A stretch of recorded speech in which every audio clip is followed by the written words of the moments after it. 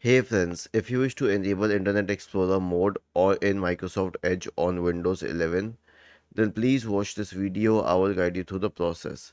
So, open Microsoft Edge, click on these three dots at the top right corner, select Settings, okay, and then in the Settings menu, you will have to search for Internet Explorer and hit Enter, okay.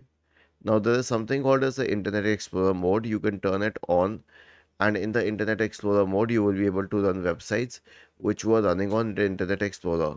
Personally, I do not think that this mode is necessary because it's a long time since Internet Explorer has been phased out. There's hardly anything that works on it. But still, was this helpful? If yes, then please subscribe to the channel. If not, then let us know in the comment section of the video on how we could help you further. Thank you for watching this video and have a nice day.